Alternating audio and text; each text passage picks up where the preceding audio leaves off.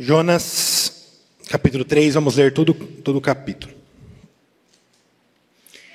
Veio a palavra do Senhor, segunda vez a Jonas, dizendo: Dispõe-te, vai à grande cidade de Nínive, e proclama contra ela a mensagem que eu te digo. Levantou-se, pois, Jonas e foi a Nínive, segundo a palavra do Senhor. Ora, Nínive era a cidade muito importante diante de Deus, e de 3 dias para percorrê-la. Começou Jonas a percorrer a cidade, caminho de 1 dia, e pregava e dizia: ainda 40 dias e Nínive será subvertida. Os ninivitas creram em Deus e proclamaram um jejum, e vestiram-se de pano de sacos, desde o maior até o menor. Chegou essa notícia ao rei de Nínive.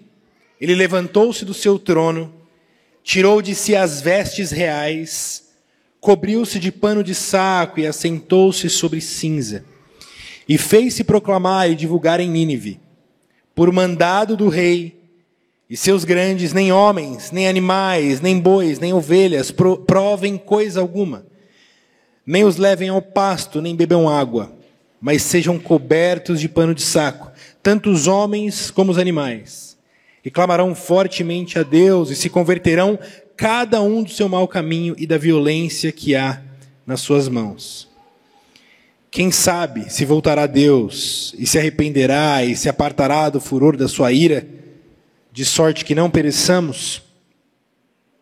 Viu Deus o que fizeram, como se converteram do seu mau caminho, e Deus se arrependeu do mal que tinha dito, lhes faria, e não fez. Amém? Até aí a palavra do Senhor. Vocês já assistiram aqueles filmes que aparece uma cena e de repente o personagem olha para a tela e falou: você está se perguntando como a gente chegou até aqui? E aí então o filme volta, muito tempo antes, para contar o que havia acontecido na história, para depois voltar àquela cena inicial. E é isso que a gente vai fazer hoje. Eu quero voltar rapidamente com vocês a história de Jonas, até chegar nesse capítulo 3. Então agora, volte lá para o capítulo 1, a gente vai ler algumas passagens para entender o que aconteceu na história de Jonas para que chegasse até aqui. Abra comigo lá no capítulo 1, vamos ler o versículo 1 e 2. Olha o que diz o texto. Veio a palavra do Senhor a Jonas, filho de Amitai, dizendo: Dispõe-te e vai à grande cidade de Nínive, e clama contra ela, porque a sua malícia subiu contra mim. Essa maravilhosa história de Jonas, uma das minhas histórias favoritas da Escritura, começa com Deus chamando Jonas para ir até a cidade de Nínive e anunciar e proclamar contra ela. Essa é a palavrinha usada aqui, proclamar contra ela, porque de fato a malícia desse povo, a maldade desse povo havia subido até o Senhor, e Deus estava irado contra esse povo e iria destruir aquela cidade. A cidade de Nínive, irmãos, era uma cidade terrível. Ela era conhecida por todo o mundo antigo como uma das cidades mais violentas, mais sanguinárias da sua geração. Ela fazia parte ali do império da Síria e era um povo terrível, um povo que espalhava terror a todos os seus vizinhos. É dito que eles amontoavam cabeça dos seus adversários, dos seus inimigos, nas portas da cidade, para colocar medo em todos aqueles que passassem. E de fato era uma cidade odiada por todos os seus inimigos, mas especialmente pelo povo de Israel, o povo de Deus, porque era de fato um dos maiores inimigos e um dos inimigos mais terríveis do povo de Deus. E veja que Jonas então é chamado a pregar nessa cidade. E você provavelmente já ouviu a tese de que Jonas fugiu do mandado do Senhor porque ele estava com medo, porque era uma cidade muito terrível e Jonas estava com medo de morrer. Mas a gente vai descobrir lá no capítulo 4, lá no final da história, que, na verdade, Jonas não estava com medo de morrer. Pelo contrário, como nós veremos na exposição de hoje, parece que o que Jonas mais queria era morrer. O problema de Jonas é porque ele conhecia o caráter de Deus. E ele sabia que Deus é um Deus misericordioso. Então, quando ele foi chamado para pregar em Nínive, ele pensou: peraí, Deus quer que eu vá pregar em Nínive, mas e se eles se arrependerem? Deus é misericordioso, é isso que ele vai dizer lá no capítulo 4. Senhor, eu sabia que o Senhor era misericordioso, é por isso que eu não queria pregar em Nínive, porque vai que esse povo se arrepende. Não basta eu ter que dividir a minha vida com os ninivitas, eu vou ter que dividir o céu com eles. Aí já é demais. Veja, Jonas não quer pensar na possibilidade desse povo alcançar algum tipo de misericórdia. Jonas não pode pensar na possibilidade dele ser usado como instrumento para a salvação daquele povo que é tão odiado. Eu estava, esse final de semana, ouvindo um trecho da história de Hamlet, e num dos episódios lá, ele tem a oportunidade de se vingar do seu principal adversário, que é Cláudio, que havia matado seu pai. E é interessante que quando Hamlet chega para finalmente ter a oportunidade de acabar com aquela cena e matar Cláudio, ele encontra Cláudio de joelhos, orando, pedindo perdão pelos seus pecados. E Hamlet trava, fala, se eu matar ele agora, ele vai para o céu? Eu não quero ser o redentor do meu inimigo. Eu vou esperar outra oportunidade para que ele caia de novo e quem sabe eu mate ele nessa oportunidade e ele vai para o inferno. Guardadas as medidas proporções, é mais ou menos esse sentimento que Jonas tem. Eu não quero só vingança, eu quero justiça. Eu quero que os ninivitas queimem no fogo do inferno. Vocês já viram essa expressão, né? Quando ele terminar o seu inimigo. Eu não quero só matar ele.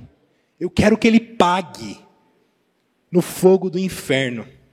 Esse é o sentimento que está em Jonas. E por isso, então, nós vemos no versículo 3, aí do capítulo 1, Jonas se dispôs, mas para fugir da presença do Senhor para Tarsis.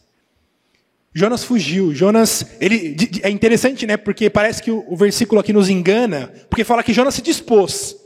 Ele se levanta, mas não para obedecer ao Senhor, pelo contrário, para fugir da presença do Senhor. Ele foge para Tarsis e disse, e tendo descido a Jope, entrou um navio para ir a Tarsis, pagou, pois, a sua passagem, embarcou nele para ir com eles para Tarsis, para longe da presença do Senhor. Perceba que Jonas não está somente fugindo de Nínive, mas ele está querendo fugir do próprio Senhor. Se é essa a missão que o Senhor tem para mim, eu vou para o mais longe possível do Senhor. E ele então começa a sua jornada, não de cumprimento, não de obediência, mas a sua jornada de fuga do Senhor. Ele então entra num navio e é dito que uma grande tempestade chega sobre aquele navio. Não uma tempestade comum, mas de fato uma tempestade terrível, uma tempestade que estava a ponto de fazer destruir aquele barco onde eles estavam. E mesmo aqueles marinheiros experientes estavam desesperados. Tamanha era a tempestade que eles estavam passando. É dito que aqueles marinheiros clamavam cada um ao seu Deus, tentando achar alguém que os socorresse naquele momento. E Jonas estava no porão dormindo. Veja como o pecado realmente cauteriza a mente e o coração. Jonas não somente estava fugindo do Senhor, mas ele era capaz de estar dormindo. No momento em que todo mundo estava morrendo de medo, desesperado, mesmo o povo do mar, os marinheiros estavam desesperados, e Jonas, que provavelmente não era um marinheiro profissional, estava dormindo.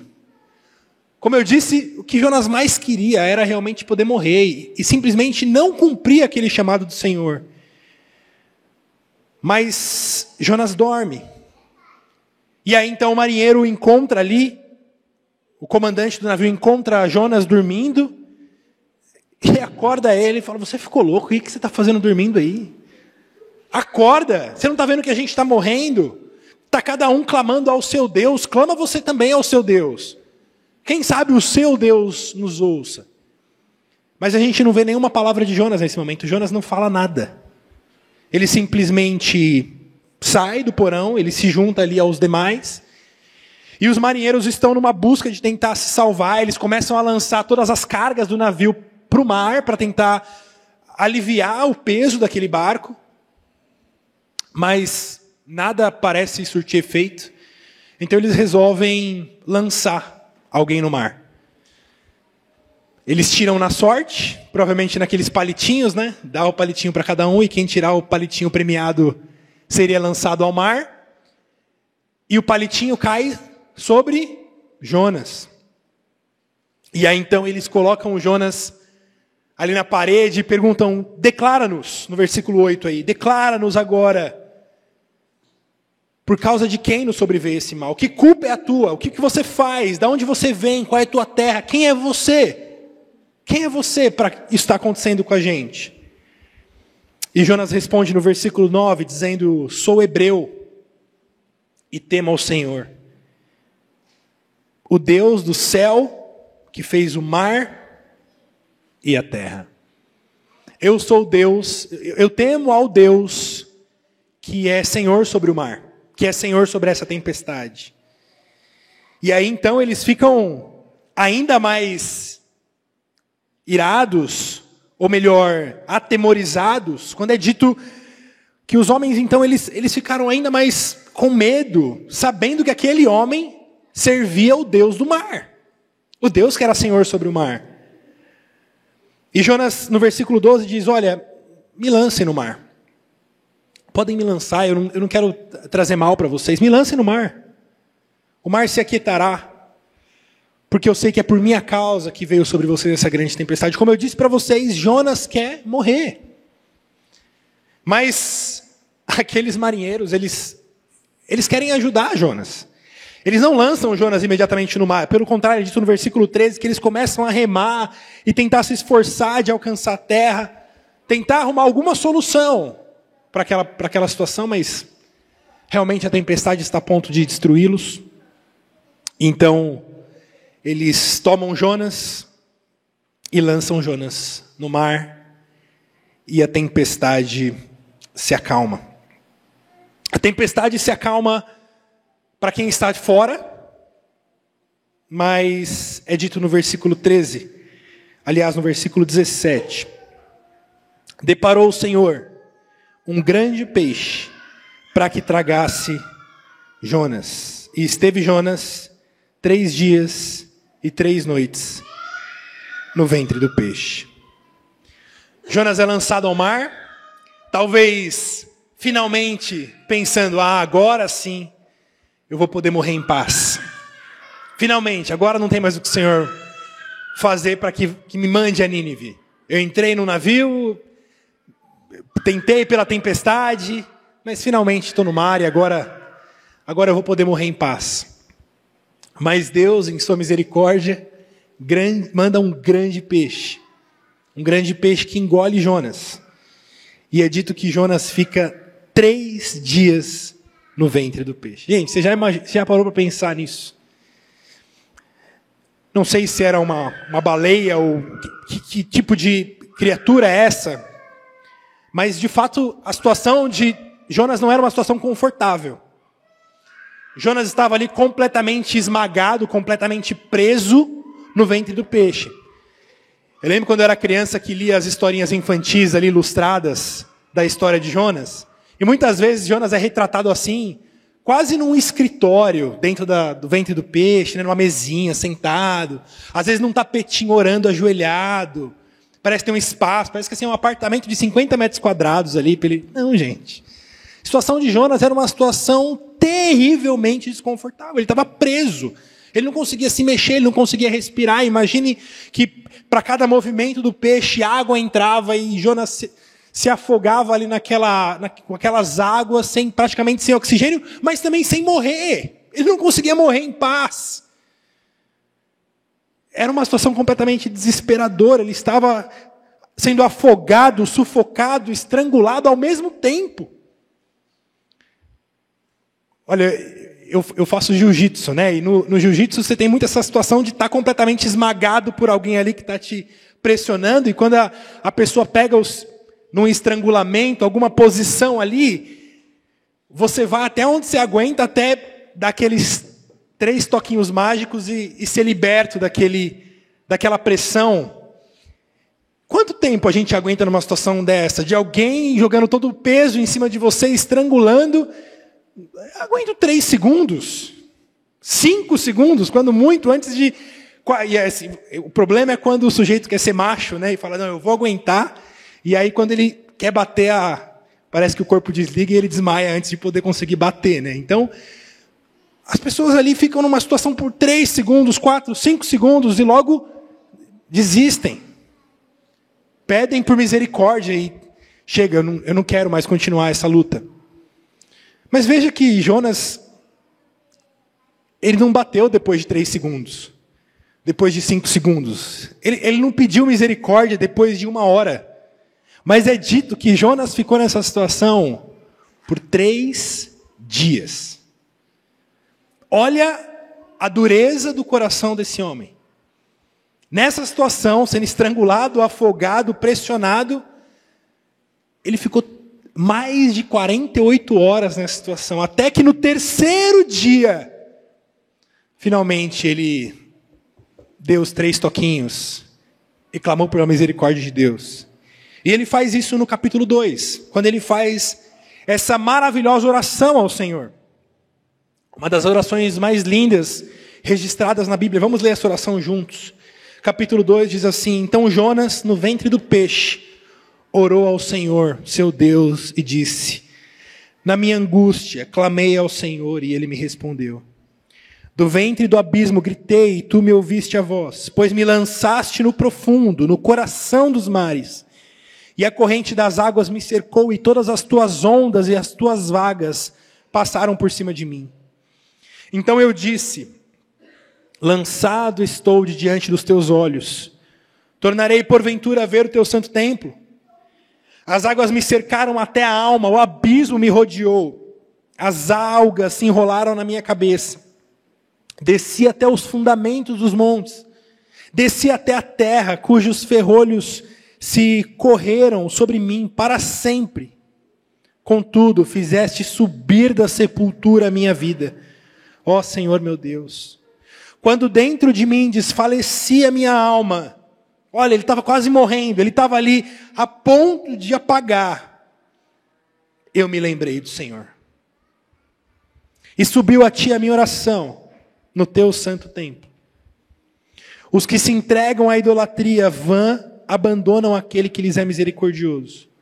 Mas com a voz do agradecimento eu te oferecerei sacrifícios. O que votei, pagarei. E veja que maravilhosa a sentença, como ele encerra essa oração.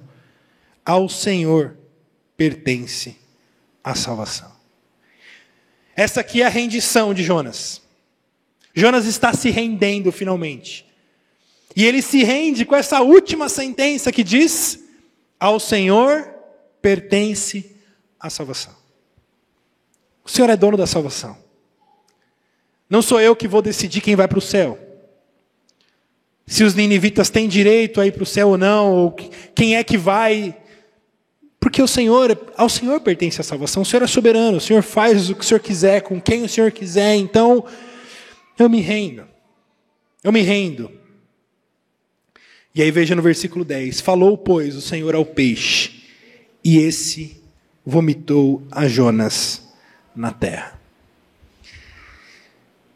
Essa maravilhosa oração, a gente poderia aqui fazer um sermão só sobre essa oração, porque de fato ela é muito rica, muito maravilhosa. Mas eu gostaria apenas de fazer um comentário sobre ela, de que essa oração não é uma oração original de Jonas. Mas uma das coisas que me surpreende nessa oração é o fato de que ela praticamente são apenas salmos. Versículos de salmos. Cada uma dessas frases aqui de Jonas são salmos. Muitos salmos aqui unidos como numa costura, num patchwork, que Jonas vai se lembrando de muitos salmos que ele tinha em sua memória, decorados. E Jonas é capaz de pegar vários salmos que ele vai pincelando e constrói a sua oração. Vejam, irmãos, a importância de orarmos pela Escritura, de sermos ensinados pela Escritura de como orar. Jonas, nesse momento de angústia, ele era incapaz de inventar uma oração, de conseguir pensar no que orar. Você já se viu provavelmente numa situação que você disse: nossa, eu não sei nem como orar. Eu não sei nem o que falar para Deus nesse momento. E Jonas era assim também, mas Jonas tinha os salmos. Ele havia aprendido os salmos, ele havia se dedicado no livro de oração de Israel, que é os salmos, o livro que Deus deu ao seu povo para aprender, para ensinar como nós aprendemos a orar. Então, aprenda a orar com os salmos. Tenha os salmos no seu cotidiano, para que você leia os salmos e ore segundo as palavras dos salmos, porque são palavras eternas que o próprio Deus nos ensina como devemos orar. E de fato é isso que Jonas faz. Ele clama ao Senhor pela sua misericórdia e ele se rende ao Senhor dizendo: Senhor, o Senhor é soberano e tudo aquilo que eu votei eu pagarei, tudo aquilo que eu prometi, tudo aquilo que eu disse que eu faria ao Senhor, a minha vida entregue ao Senhor, o meu serviço ao Senhor, eu vou cumprir o que o Senhor tem para mim. E aí então finalmente nós voltamos à cena inicial do nosso filme, lá no capítulo 3. E veja mais uma vez os versículos 1 e 2. Veio a palavra do Senhor segunda vez a Jonas. Percebam como é exatamente como começa o livro de Jonas. Compare o versículo 1 do capítulo 3 com o versículo 1 do capítulo 1. Veja, no capítulo 1. Veio a palavra do Senhor a Jonas, filho de Amitai, dizendo, versículo 2, dispõe-te, vai à grande cidade de Nínive e clama contra ela, porque a sua malícia subiu até mim. Agora veja lá no capítulo 3, versículos 1 e 2. Veio a palavra do Senhor, segunda vez a Jonas, dizendo, dispõe-te, vai à grande cidade de Nínive e proclama contra ela a mensagem que eu te digo. Vejam que o capítulo 3, depois de tudo aquilo que aconteceu, começa exatamente igual como começou o capítulo 1, com apenas uma diferença, que é dito: veio a palavra do Senhor segunda vez a Jonas, dizendo. Irmãos, nosso Deus é um Deus maravilhoso, um Deus misericordioso, um Deus de segundas chances. Deus havia chamado Jonas no início da história, e Jonas passou por toda essa história que nós vimos, tentando fugir do Senhor. E aí quando ele se arrepende, Deus chama Jonas e dá para ele a mesma missão que ele tinha dado lá no início da história. Jonas, vem aqui que eu tenho uma missão para você. Vai à grande cidade de Nínive, clama contra ela, porque a sua malícia subiu até mim, e eu estou irado contra essa cidade. O Senhor, ele poderia ter dito: olha, Jonas, eu tinha te dado aquela missão, e nossa relação ficou ruim aí nos últimos meses. Desde que eu te dei isso, não deu muito certo, nossa relação, eu te perdoo, tudo certo. Olha, esquece aquilo que eu tinha dito para você, vamos deixar isso para lá. Vou te mandar para uma outra cidade aqui mais fácil, mais tranquila. Não. O Senhor requer de Jonas exatamente aquilo que ele tinha requerido a primeira vez. Olha, Jonas, não tem escapatória. O meu chamado para você é esse, é para lá que você vai. Mas isso é maravilhoso, irmãos, por pensarmos justamente que o nosso Deus é um Deus de recomeços, é um Deus que concede segunda chance, é um Deus que nos dá a oportunidade de mais uma vez voltarmos ao primeiro chamado que tivemos lá atrás, de obedecer ao Senhor. Isso que nós desobedecemos, os chamados do Senhor que nós demos as costas no passado, quando nós nos colocamos diante do Senhor, nós confessamos nossos pecados, nós buscamos arrependimento, o Senhor nos diz: olha, Guilherme, mas a lei é a mesma, volta para viver exatamente como eu tinha te pedido para você viver desde quando eu te chamei. Mas isso é maravilhoso por sabermos que Deus é um Deus que concede a sua misericórdia, que a sua misericórdia se renova a cada manhã.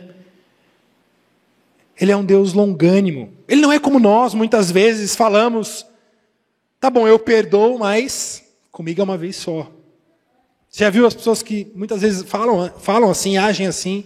Não, tudo bem, eu perdoo, tá tudo certo, mas acabou. Comigo não tem mais direitos, comigo não tem mais confiança, comigo não tem mais história. Deus não é assim. Deus perdoa e Deus estende misericórdia e coloca Jonas exatamente aonde ele deveria estar. Ele restaura completamente o chamado. Talvez muitas vezes você possa pensar também dizendo: olha, eu pequei gravemente contra o Senhor, eu acho que não tem mais como eu voltar, não tem mais como eu voltar a andar com o Senhor. O Senhor me chamou para tantas coisas, mas como que o Senhor vai me usar depois de eu ter dado as costas para Ele? Veja, irmãos, o Senhor nos restaura. O Senhor não apenas nos perdoa, mas Ele nos restaura. O Senhor nos habilita. É o Senhor que faz todas as coisas. E Ele faz isso justamente para mostrar que não vai ser na força de Jonas. Não vai ser na força do braço de Jonas. Não vai ser na capacidade de Jonas, mas vai ser na força do Senhor. E assim é com a gente também. O Senhor nos restaura para mostrar que é Ele que vai fazer todas as coisas. Mas veja que Jonas continua com a sua missão difícil. A sua missão não é porque Deus o restaurou que se tornou mais fácil. O Senhor continua chamando Jonas para fazer algo, uma missão. E a missão é: proclama contra ela a mensagem que eu te digo. Veja, Jonas não tem liberdade para chegar em Nínive e pregar o que ele quiser. Jonas precisa levar exatamente a mensagem dada pelo Senhor. E a mensagem é terrível. É você ir na casa do seu inimigo e dizer para ele: olha, Deus está irado contra vocês e Deus vai destruir vocês. Gente, tem que ser muito louco para fazer isso em Nínive. Eu gosto de frequentar estádio, né? Assim, uma vez por mês, a cada 2 meses eu vou no jogo. Eu sou corintiano. E às vezes eu levo algum amigo comigo infiltrado, né? Um São Paulino, um palmeirense, está infiltrado lá num jogo comigo, está lá com uma roupa discreta, que não chama atenção, e às vezes eu fico cutucando: ó, eu vou falar, hein? Vou falar que você é palmeirense. E a pessoa fica ali desesperada: Guilherme, para de brincar, Guilherme, aqui não. Porque ali você está no meio de 40 mil inimigos. Você está em território inimigo. Teve um amigo que foi comigo que ele deletou Instagram, Facebook, com medo de alguém reconhecer ele no meio do estádio. Eu falei: você está louco, calma, não é assim também. Fica tranquilo. Mas veja, o desespero de você estar no meio do território inimigo, e quem seria louco lá no meio do estádio gritar lá um vai Palmeiras, sei lá o quê, vai São Paulo, pronto, é o fim da vida, né? Imaginem Nínive, um povo completamente sanguinário. Quem teria coragem de ir lá no meio e pregar aquilo que foi anunciado? Pregar aquilo que o Senhor deu. Mas, irmãos, quando nós somos chamados pelo Senhor, nós não somos chamados somente a ir, mas a pregar exatamente aquilo que o Senhor nos dá. E nós não temos autoridade sobre a mensagem. De nada adiantaria Jonas se dispor a ir a Nínive e levar uma mensagem diferente daquela que o Senhor deu. Ele estaria em desobediência tanto quanto fugir para Tarsis. Quando o Senhor chama os missionários, chama pastores, chama pregadores, é para falar aquilo que o Senhor tem. De nada adianta alguém se colocar à disposição de servir no ministério, dizendo: eu quero ser missionário, eu quero ir para a Índia, eu quero ir para a China, eu quero dar minha vida pelo ministério. Mas chegar lá e não pregar a mensagem que foi dada pelo Senhor. Olha, era melhor não ter ido, era melhor ir para Tarsis. Se é para desobedecer ao Senhor, vai desobedecer num lugar mais bonito, mais confortável, mas se é para obedecer exatamente entregando aquilo que o Senhor deu. Irmãos, isso não é verdade somente para aqueles que vão para a linha de frente do ministério. Para os pastores, para os missionários, mas isso é verdade para cada cristão. Quando nós somos chamados ao reino de Cristo, nós somos chamados para a proclamação do Evangelho. E talvez você nunca seja um ministro do Evangelho, um oficial da igreja, mas, de um certo aspecto, você também é um missionário, você também é um pregador, um proclamador do Evangelho. Como diria Spurgeon, né? Todo cristão ou é um missionário ou é um impostor. Porque faz parte do nosso chamado cristão o proclamarmos a verdade de Deus. Mas veja, quando nós somos chamados é para proclamar aquilo que o Senhor nos deu. E Ele nos deu uma mensagem. A mensagem de que Cristo Jesus veio ao mundo para salvar os pecadores e que todos aqueles que estão longe do Senhor serão destruídos. De que essa malícia, esse pecado subiu até o Senhor e Deus está irado contra o pecado e irado contra o pecador. E Deus vai destruir todos aqueles que não estiverem em Cristo Jesus. A nossa mensagem, irmãos, não é mais fácil do que a mensagem de Jonas.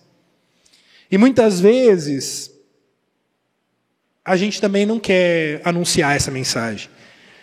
Sabe por quê? Porque provavelmente Deus não te chamou para pregar isso para um inimigo. Deus te chamou para pregar isso para um amigo. E às vezes isso é até mais difícil. Uma mãe, um pai, a esposa, o marido, um filho, um irmão. as pessoas se iram contra essa mensagem, porque essa mensagem de fato é terrível. É a mensagem, olha, Deus está irado contra você. O seu pecado, a sua malícia, a sua maldade subiu até o Senhor e Deus vai destruir todos aqueles que estiverem longe de Cristo. Por isso, venha a Cristo. Confie no Senhor, se arrependa. E vocês sabem, essa mensagem já causou muitas mortes ao longo da história.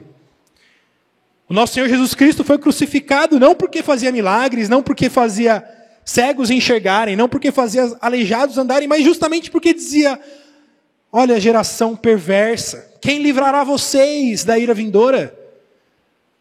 E essa mensagem trouxe a morte do nosso Senhor Jesus, e se trouxe a morte do nosso Senhor Jesus, porque esperaríamos outra coisa, outra reação de quando levamos essa mesma mensagem. Mas veja, é isso que o Senhor nos chama. E essa mensagem envolve proclamação. A nossa geração quer nos enganar dizendo que pregue o evangelho, se necessário, use palavras. Vocês já ouviram essa frase? Olha, apenas viva bem, seja um bom exemplo, seja um bom funcionário, um bom filho. E aí, assim, olha, as pessoas vão perceber algo diferente em você e Jesus vai se encontrar com elas. Que confortável, né, gente? Olha, só viva bem. A sua vida é a Bíblia que as pessoas vão ler. Você não precisa falar da Bíblia, não precisa falar de Jesus, não precisa falar de arrependimento. Só viva bonito. Tenha uma vida bonita. Assim, né? Gratidão. Gentileza gera gentileza. Sorria e seja uma boa pessoa. E as pessoas vão... Deus vai abençoar, Deus vai fazer... Não. Deus nos chama para proclamação. É claro que nós devemos ser bons funcionários, bons filhos, e não manchar a mensagem que carregamos, mas, irmãos, a mensagem do Senhor envolve proclamação. Deus escolheu que a palavra fosse anunciada pela proclamação, porque a fé vem pelo ouvir. Nós somos chamados à proclamação. Seria muito confortável para a gente se fosse, olha, só viva como infiltrado e viva bonito. Mas o nosso chamado é de proclamar. E se você não tem proclamado na sua vida, você também está em desobediência. Você não foi chamado como Jonas para ser um profeta e pregar um povo vizinho, mas você foi chamado a anunciar essa verdade aos seus amigos, aos seus familiares, às pessoas do seu trabalho. Você tem anunciado? Ou você tem se confortado simplesmente, as pessoas sabem que eu sou crente. Sabe, no meu trabalho todo mundo sabe que eu sou crente, a pessoa se satisfaz com isso. E daí? E daí que as pessoas sabem que você é crente? Eu já chamei alguém para ir na igreja lá comigo. Mas espera aí, você proclamou a mensagem? Você tem intencionalmente construído relações para proclamar a mensagem? Nós apoiamos uma família missionária que eles trabalhavam até a pandemia na China. Hoje eles estão na Indonésia.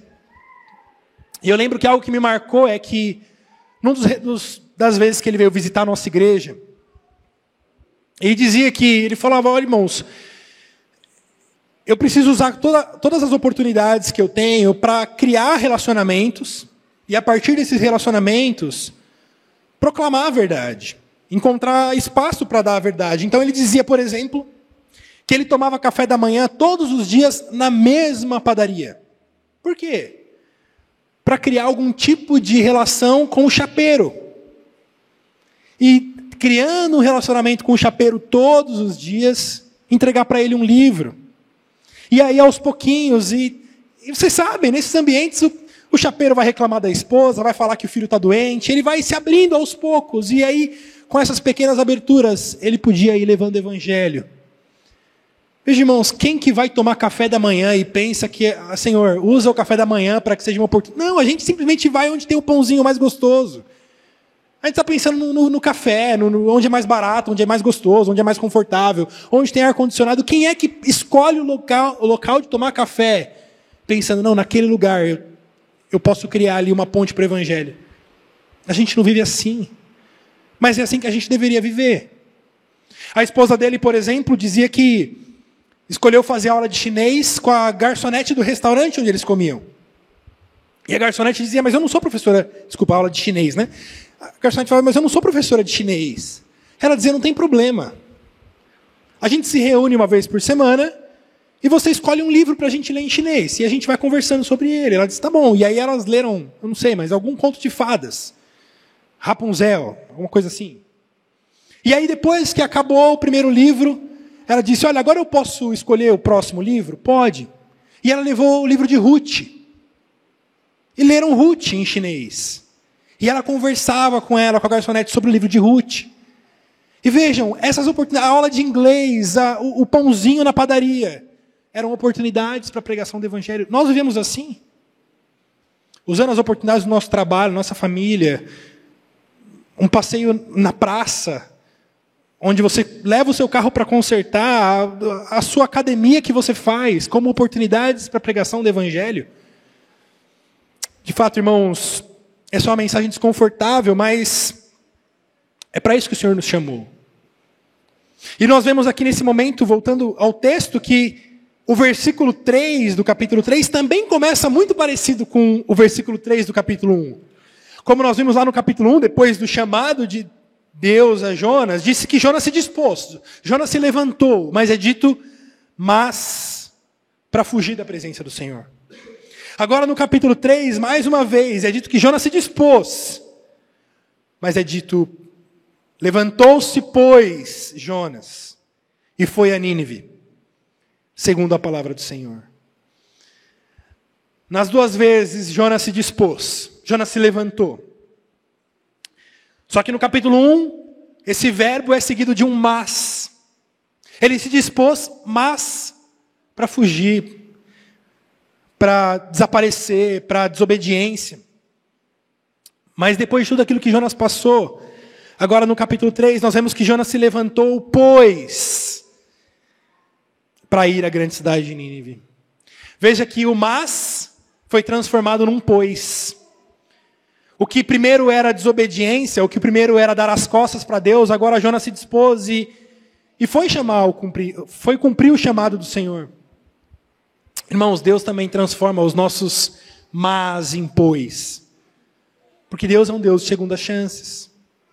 Deus é um Deus que nos dá mais uma vez a oportunidade para, mesmo que no passado tenhamos desobedecido, tenhamos dado as costas para o Senhor, agora mais uma vez sendo chamados novamente.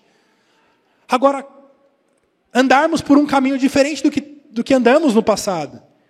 Muitas pessoas se sentem presas ao seu passado, dizendo, eu já falhei demais, eu perdi a oportunidade. Eu vejo muitas pessoas mais velhas, por exemplo, que se convertem mais tarde, olhando para os seus filhos e dizendo, olha, eu falhei com meus filhos, eu não eduquei meus filhos no Senhor. E se sentem completamente culpados nisso. Mas veja, o Senhor continua te chamando. Olha, talvez você não tenha feito isso nos 30 primeiros anos de vida dos seus filhos, mas você ainda tem a oportunidade de fazer isso hoje. Vai e muda isso hoje. Ensina aos seus filhos hoje o Senhor. Você não vai mais ter a oportunidade de tê-los em casa quando eles tinham somente 2, 3, 4 anos. Mas não importa se os seus filhos têm 30, 35, 40. Se você tem a palavra, você tem a oportunidade de agora se levantar mais uma vez, não para a desobediência, mas agora para a obediência. Para proclamar a mensagem, para ser de fato esse canal da proclamação da bênção do Senhor. É dito no versículo 3, ora, Nínive era cidade muito importante diante de Deus e de 3 dias para percorrê-la. Eu não sou aqui um grande entendedor das línguas originais, como o pastor Saor aqui de vocês, mas me parece que quando o texto traduz aqui como uma cidade muito importante, talvez a melhor tradução era uma cidade muito grande. A ACF, inclusive, traduz que Nínive era uma cidade muito grande. Grande no sentido de extensão, apesar também de ser muito importante, mas me parece que o autor está falando aqui sobre o tamanho da cidade, porque ele diz na sequência que demorava 3 dias para percorrer a cidade. Alguém que fosse fazer uma corrida, demoraria ali 3 dias mais ou menos para cobrir toda a cidade. Mas olha que curioso os versículos 4 e 5. Começou Jonas a percorrer a cidade caminho de 1 dia. E pregava e dizia, ainda 40 dias, e Nínive será subvertido. Não é que Jonas pregou só isso, tá? Só essa frase, mas Jonas estava correndo pela cidade, dizendo, olha, Deus está irado contra você, a malícia de vocês subiu ao Senhor, e Deus vai destruir essa cidade em até 40 dias. Essa cidade será subvertida. E é interessante que essa palavrinha é a mesma palavrinha que foi usada contra Sodoma e Gomorra, quando Deus prometeu que subverteria aquela cidade, destruiria aquela cidade. Jonas começou a sua caminhada, e o que demoraria 3 dias, Jonas havia feito somente 1 dia. Das duas, uma. Ou Jonas estava 1/3 do caminho, ou Jonas correu rápido pra caramba e conseguiu fazer o que todos faziam em 3 dias em apenas 1. Seja como for, irmãos, o resultado é espantoso. Porque veja o versículo 5, quando é dito, os ninivitas creram em Deus e proclamaram um jejum. Vestiram-se de pano de saco, desde o maior até o menor. Aquilo que Jonas mais temia aconteceu. O povo se arrependeu. Veja, os profetas eram levantados para ir às cidades. Eles eram mortos, apedrejados, perseguidos. Jonas está ali com um sentimento, querendo que aquele povo vá para o inferno. Mas ele vai obedecer ao Senhor, e aí depois de tudo que ele passa, ele finalmente obedece ao Senhor, ele vai. O que era para percorrer em 3 dias, ele fez somente em 1.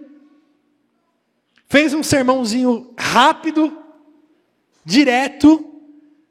O que acontece? Todo mundo se arrepende. Todo mundo se arrepende. Mais para frente o texto vai dizer que mais de 120 mil pessoas que haviam naquela cidade, todo mundo se arrependeu.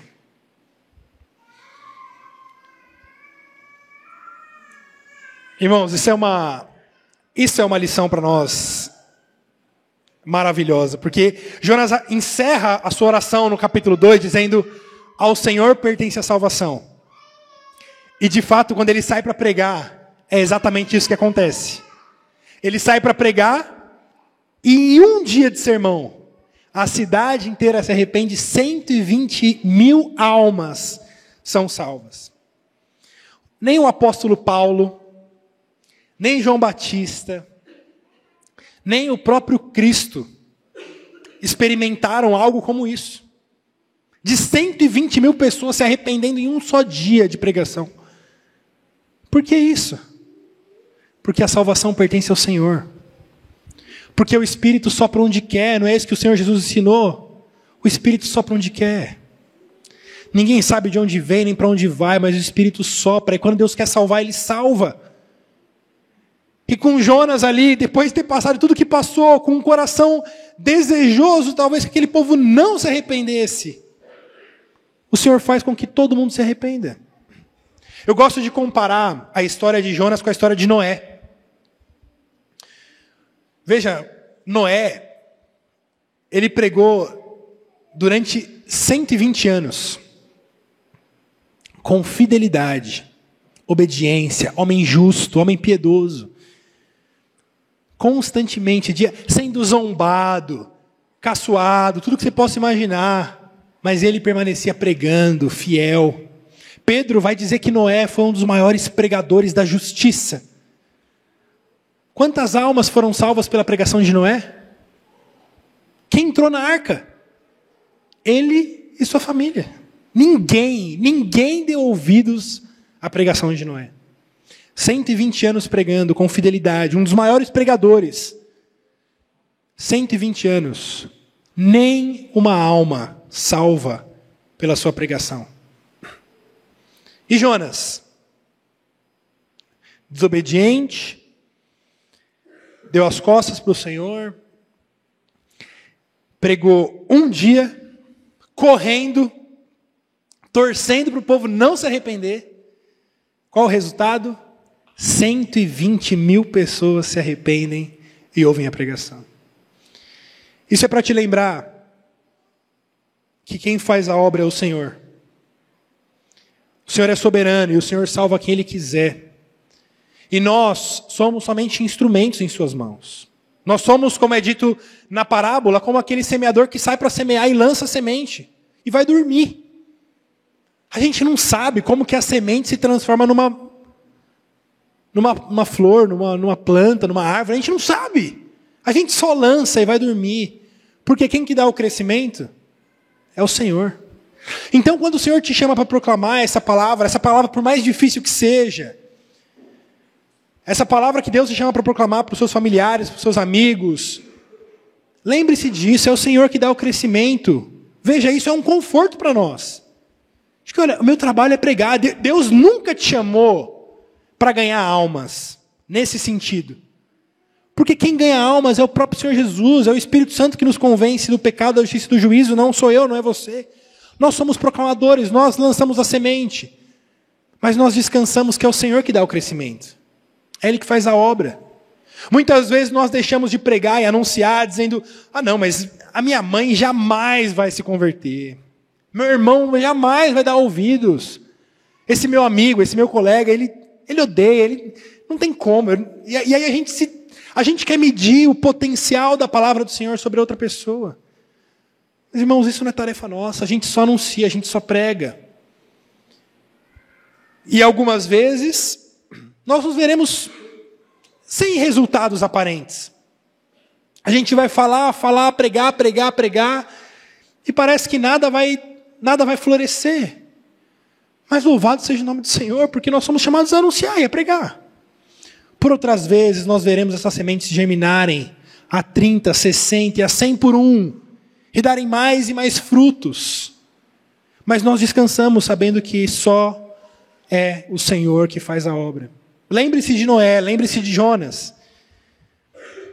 E nunca avalie a fidelidade de alguém, a fidelidade de uma igreja, de um missionário, ou da sua própria vida, com base nos resultados visíveis. Uma igreja pode ser uma igreja fiel, com 5 membros.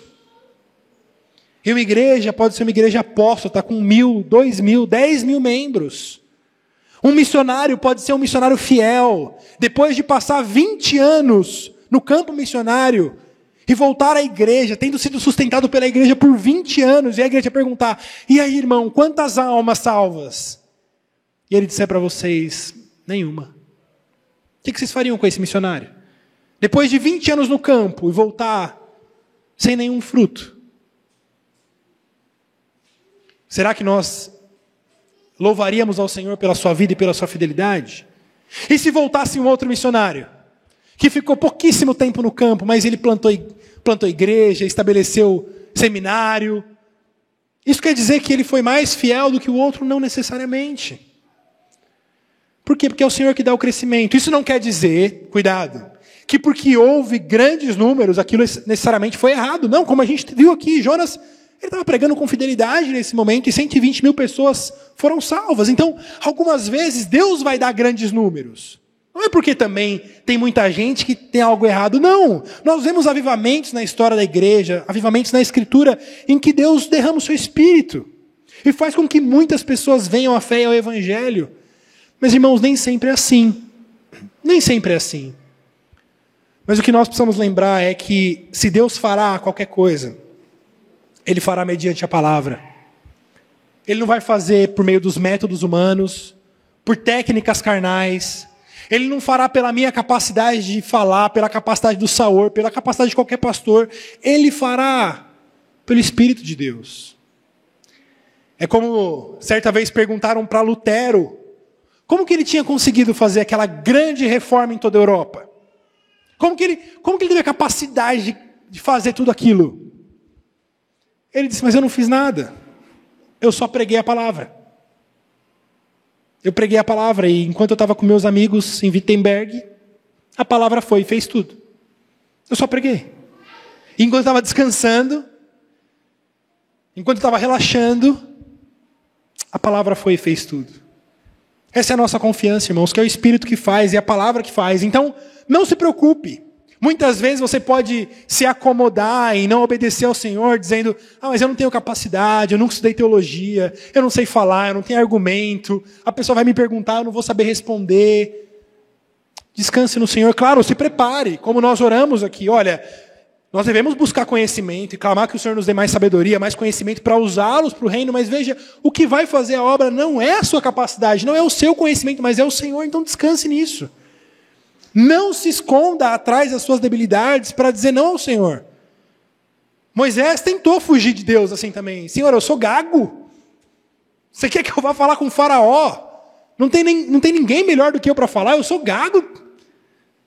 Deus falou, não, mas é para que fique bem claro que sou eu que estou fazendo. Como eu vi um pastor dizendo, né? Deus usou a queixada de jumento, não vai usar um jumento inteiro? Ele usa. Ele usa, porque é o Senhor que faz a obra, é o Senhor que dá o crescimento. Lembre-se que lá no final do Evangelho de Mateus, capítulo 28, quando nós temos a grande comissão, né, o texto famoso do Ide, pregar o Evangelho a todas as nações. Um pouquinho antes ali, o Senhor se encontra com os seus discípulos. Ele já está com o seu corpo glorificado. É dito que os discípulos ainda estão, alguns deles o adoram, outros duvidam. E eles estão ali vendo o Senhor Jesus ressurreto pela primeira vez, com o coração ainda duvidoso, ainda sem saber o que acreditar. O Senhor Jesus diz para eles, toda a autoridade me foi dada no céu e na terra. Agora, portanto, vão, façam discípulos, batizando as nações, ensinando-os a guardar todas essas coisas que vos tenho ordenado. E eis que estarei convosco até a consumação dos séculos. Veja, irmãos, o Senhor Jesus não chama os seus apóstolos dizendo, olha, vocês passaram 3 anos comigo, vocês viram o que eu fiz, vocês estudaram, vocês se capacitaram, e agora vocês estão prontos para ir. Vocês conseguiram essa autoridade para ir, vocês estão preparados para ir. Não. Os discípulos ainda estão com o coração duvidoso, ainda incertos, mas o Senhor Jesus diz, olha, toda a autoridade me foi dada, por isso vão, proclamem, e eu vou estar com vocês, eu vou acompanhar vocês. Irmãos, essa mesma verdade, essa mesma promessa que foi dada para os discípulos, é uma promessa dada para nós também. O Senhor Jesus também nos chama. O Senhor Jesus também te chama para ser um anunciador dessa palavra, lembrando que a autoridade é dele. Ele tem autoridade nos céus e na terra, e ele prometeu que estaria conosco até a consumação dos séculos. A gente faz parte de um time vencedor, basta que a gente proclame. Esse é o nosso chamado. E esse foi o resultado em Nínive. Veja comigo o versículo 6-9, quando é dito, chegou essa notícia ao rei de Nínive, ele levantou-se do seu trono, tirou de si as vestes reais e cobriu-se de pano de saco e sentou-se sobre a cinza. Olha que cena maravilhosa. Eu acabei, esse mês agora que passou, eu fiz uma maratona de Senhor dos Anéis, assistindo os 3, assim, meio na sequência, né? E a gente tem aquelas cenas maravilhosas das batalhas, dos reis. Veja essa cena aqui, parece algo assim, chegou essa notícia ao rei de Nínive, ele então se levanta do seu trono, ele tira de si as vestes reais, e ele se cobre de pano de saco. Aquele rei sanguinário, aquele rei que todos temiam, aquele rei do império das trevas, ao ouvir essa proclamação de um frágil profeta como Jonas, que com uma só ordem, esse rei poderia mandar destruí-lo em um só momento. Esse rei se levanta, ele tira de si as suas vestes reais, ele se cobre de pano de saco e se senta sobre cinza. Irmãos, diante do Senhor, diante do Espírito de Deus, não tem rei, não tem dinheiro, não tem poder, não tem exército, não tem diploma que possa impedir a ação de Deus. Porque agindo Deus, quem impedirá? Um rei como o rei de Nínive, sanguinário como era, poderoso como era, ele arranca de si as vestes reais. É como se dizendo, diante do Senhor eu não sou nada, eu sou um escravo. Ele se veste de pano de saco. Você tem ideia do que é para um rei vestir pano de saco? Nem um vereadorzinho de nossas cidades aqui estão dispostos a tirar o anelzinho dele ali. Imagina o que é um rei da cidade que mais toca o terror em todo mundo, tirar suas vestes reais, vestir de pano de saco e sentar sobre a cinza.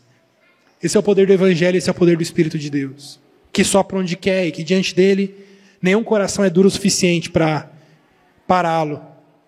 E fez proclamar e divulgar em Nínive, é dito no versículo 7, por mandado do rei e dos seus grandes, nem homens, nem animais, nem bois, nem ovelhas, provem coisa alguma, nem os levem ao pasto, nem bebam água, mas sejam cobertos de pano de saco, tanto os homens como os animais, e clamarão fortemente a Deus. E se converterão cada um do seu mau caminho e da violência que há em suas mãos. Quem sabe se voltará a Deus e se arrependerá, e se apartará do furor da sua ira, de sorte que não pereçamos. Irmãos, aqui, veja que o rei já virou um proclamador, né? Ele acabou de ser impactado pela mensagem, ele já virou um proclamador. Ele pediu para que todo o povo, ordenou que todo o povo também se juntasse a ele, vestindo pano de saco e se humilhando diante da presença do Senhor. E clamar diante do Senhor pelo perdão dos seus pecados, pela misericórdia de Deus, se convertendo do seu mau caminho, da violência que é em suas mãos. E ele diz, quem sabe Deus vai nos ouvir, quem sabe Deus vai se arrepender daquilo que ele tinha dito que faria conosco, e vai nos perdoar, e vai nos dar graça, e vai nos conceder misericórdia. Irmãos, que maravilhosa é essa cena. Um povo quebrantado, do menor ao maior, até os animais foram colocados nesse jejum, tamanha era a humilhação. E Deus de fato vê isso. Deus vê tudo isso. E observe ali no versículo 10, quando é dito, viu Deus o que fizeram e como se converteram do seu mau caminho. Veja, irmãos, que quando fala que Deus viu o que fizeram, não é dito que Deus se impressionou. Deus se impressionou com os panos de saco, Deus se impressionou com as cinzas, Deus se impressionou com as lágrimas, não. Mas é dito que Deus viu como se converteram do seu mau caminho. Deus viu um coração arrependido, Deus viu uma conversão de caminho. Pessoas que de fato estavam arrependidos do seu pecado e converteram o caminho, foram transformados pela mensagem. Veja, não é que Deus se impressionou com o que estava fora, com o que era externo. Deus, ele se compadeceu do arrependimento daquele povo. O que Deus requer de nós é esse coração humilhado. Deus não se impressiona com aparências externas. São os homens que se impressionam com as aparências externas, mas Deus é aquele que vê o coração. Quando Jesus vai nos ensinar a orar, é dito, vai para o teu quarto, fecha a porta do teu quarto. Ora a Deus em secreto, e teu Deus que te vê em secreto vai te ouvir. Deus vê. Deus vê. E Ele vê o coração. Um arrependimento externo, ele pode impressionar os homens. Aquele rei poderia dizer, olha, eu vou tentar calar a boca de Jonas e vou tentar impressionar Deus. E vou aqui me vestir de pano de saco e falar para Deus aqui que eu estou arrependido, mas na verdade eu só quero apaziguar um pouco a ira desse Deus. Não, porque Deus vê o coração. O próprio salmista, o rei Davi, lá no Salmo 51, ele diz, olha, o Senhor não te comprases com sacrifícios, do contrário eu te daria. Se o Senhor aceitasse sacrifícios, eu daria, mas não são os sacrifícios que Deus quer. Mas ele diz, sacrifícios agradáveis ao Senhor, é o espírito quebrantado, o coração compungido e contrito, não desprezarás o Senhor. Deus é isso que Ele quer esse arrependimento verdadeiro, Ele quer ver essa humilhação diante do Senhor. Essa humilhação verdadeira, não somente aparente, mas essa humilhação que vem do coração. E no final, então, do capítulo, nós vemos: e Deus se arrependeu do mal que tinha dito que lhes faria, e não o fez.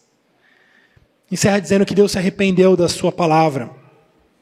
E sem querer ficar polemizando aqui, quando o texto fala que Deus se arrependeu, Deus voltou atrás da ameaça que ele tinha feito a Nínive. Esse é o sentido da palavra. Deus segurou a sua mão, Deus reteve a sua mão. Ele disse que em 40 dias ele ia destruir aquele povo. Mas diante do arrependimento, diante do clamor daquele povo, o Senhor voltou atrás. É isso que você está dizendo. Deus voltou atrás. Ele disse que destruiria, mas diante do arrependimento ele não destruiu. É como talvez um pai, muitas vezes, retém a disciplina para o seu filho, retém a vingança para o seu filho, com base no arrependimento. Filho, por causa disso eu vou te punir dessa forma, ou você vai ficar sem o teu presente, você vai ficar sem aquela promessa que eu havia te dado. E aí, diante do arrependimento, quando o pai vê de fato um filho arrependido, ele pode dizer: ok, filho, tá bom, papai disse que ia te punir dessa forma, mas papai vai te conceder essa graça. É isso que Deus está fazendo. Como nós vimos no início, irmãos, Deus é um Deus de segundas chances. Deus concedeu uma segunda chance a Jonas. E Deus agora concede uma segunda chance ao povo de Nínive. Eu ia destruir vocês, eu ia acabar com vocês. Mas diante do arrependimento, diante da contrição, eu vou conceder uma segunda chance. Eu não vou destruir vocês. Como diziam os puritanos, enquanto há luz, há esperança. Enquanto há vida, há esperança. Esse é o chamado para cada um de nós. O chamado de lembrarmos que apesar de termos pecado no passado, de termos dado as costas para o Senhor no passado, assim como fez Jonas, o Senhor nos chama novamente para cumprir a sua palavra. O Senhor nos chama mais uma vez para voltarmos a Ele em contrição, em arrependimento, e clamar a Ele por misericórdia, se submeter à sua soberania, assim como Jonas fez, assim como o povo de Nínive fez. E o Senhor é um Deus que concede perdão e graça. O Senhor é um Deus que tem prazer em perdoar pecadores. O Senhor Jesus Cristo disse que a história de Jonas seria um sinal. Ele seria um lembrete contínuo para todas as nações de um povo que se arrependeu. E de que assim como Jonas permaneceu 3 dias no ventre do peixe, o Senhor Jesus também permaneceu 3 dias no coração da terra. E de lá se levantou para ser coroado, para receber toda a autoridade no céu e na terra, e de fato cumprir o seu propósito de salvar e dar a sua vida em resgate dos pecadores. Irmãos, o Evangelho é essa mensagem maravilhosa que o nosso Senhor Jesus, assim como Jonas, também passou 3 dias no ventre da terra e veio a nós trazendo uma mensagem de arrependimento, de perdão, de graça, uma mensagem de um Deus que é um Deus irado, como é dito no Salmo 7, sim, um Deus que está com o seu arco afiado e apontado para o ímpio enquanto ele não se arrepende, mas um Deus misericordioso, um Deus de graça, um Deus que retém a sua mão diante do arrependimento, diante da contrição, e que nos dá uma segunda chance, um Deus que perdoa e nos restaura, e concede-nos toda a graça e toda a bondade que há em sua presença. Se você se vê nessa situação de ter fugido do Senhor no passado, de ter dado as costas para o seu chamado, de não ter cumprido as ordens que o Senhor Deus te deu, especialmente aqui, as ordens de proclamação do Evangelho, se arrependa diante do Senhor. Clame a Ele para o perdão. E peça para que o Senhor restaure a sua vida. E use a sua vida de fato para a proclamação dessa palavra. Confiando de que a salvação pertence ao Senhor. E que nós descansamos debaixo da sua soberania. E saiba que esse é um Deus longânimo. Um Deus que tem as suas misericórdias renovadas todas as manhãs. E que mais uma vez, nesse dia 8 de junho de 2025, as misericórdias de Deus foram renovadas sobre a sua vida. Buscai ao Senhor enquanto está perto. Invoque-o enquanto é possível encontrá-lo. Haverá o dia em que o Senhor não estará mais perto a ponto de ser encontrado. Haverá o dia em que os mortos o invocarão e ele não poderá mais ser chamado. Enquanto há vida, há esperança. Enquanto a luz continua brilhando, ainda há esperança. Que a sua oração seja como a oração de Jonas. Quando desfalecia em mim a minha alma, eu me lembrei do Senhor e Ele ouviu a minha voz. Amém? Deus abençoe a sua vida. Produza em você o verdadeiro arrependimento e restaure completamente o seu chamado para cumprir aquilo que Deus tem para você. Feche seus olhos, vamos orar mais uma vez. Senhor, nós te agradecemos pela tua palavra. Palavra viva. Palavra que nos confronta, palavra que nos desafia, mas também uma palavra que nos anima, que nos conforta.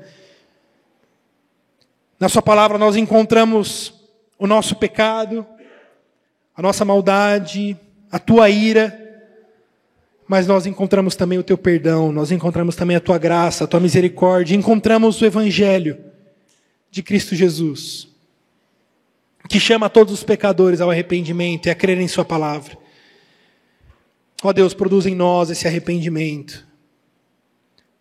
Que esse Espírito que soprou sobre Nínive, sopre sobre esse local nessa manhã. Sopre sobre essa cidade de Jundiaí. Sopre sobre essa igreja. E que a proclamação do teu evangelho, a mensagem que vem dos teus lábios, produza frutos. E que o seu nome seja adorado. Que a tua lei seja seguida, a começar em nós, mas que essa mensagem se espalhe por toda essa cidade, e que de fato o Senhor use nossas vidas para a proclamação da tua palavra. Perdoa os nossos pecados, Senhor, perdoa os nossos pecados, nós nos humilhamos diante do Senhor, confiados de que o Senhor é um Deus misericordioso, em quem nós podemos encontrar perdão e restauração. Em Cristo Jesus. Amém.